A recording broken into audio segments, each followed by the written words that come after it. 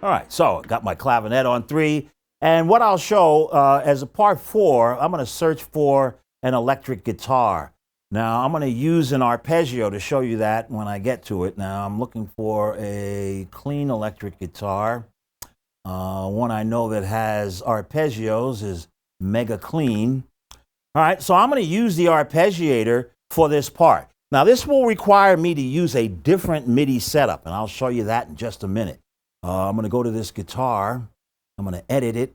I want the funk guitar. Let's see if we can get that going. All right. Let's come on back out.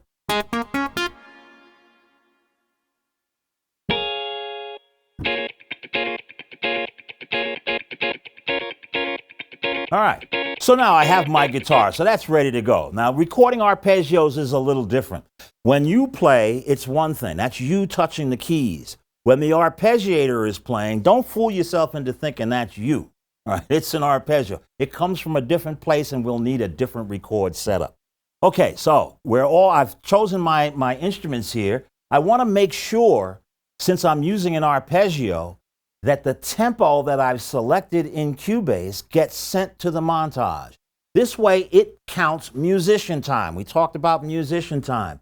So under transport, way down here near the bottom, you'll see project synchronization setup.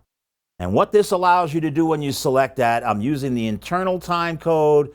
Down here you can see MIDI clock out. I'm sending MIDI clock out to the montage port 1.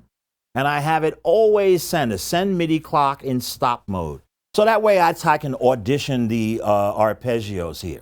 So let's look at the MIDI setup in the montage. Now you can hit the top icon here where you see the USB cable, all right? And it takes you to the settings screen. So there are several quick setups. Now you have standalone. That's how your montage normally boots up, in standalone mode. That means you're not using a computer. I'm going to be recording MIDI on the DAW. So I'm going to select that template. And what it does, it turns local control off. Now, local control, that's one of those tech terms that we need to break down. Local control means the keyboard of the montage is playing the tone generator of the montage. It's local, all right? When I break the local control connection, when I play the keys, the information travels out USB MIDI to the computer, arrives at that track. The computer then sends the information back to the montage to trigger the sound, all right? So you can see that on the screen here when you look at the MIDI signal flow. Try to make sense out of that. The keyboard cannot go directly to the tone generator. The keyboard goes to the MIDI out, arrives at the computer, comes back MIDI in, then arrives at the arpeggiator and to the tone generator, all right, in this particular setup, okay? So this is for playing live, and I'm going to start with the drums. So this is our setup. I also want to make sure that the montage is referencing the tempo.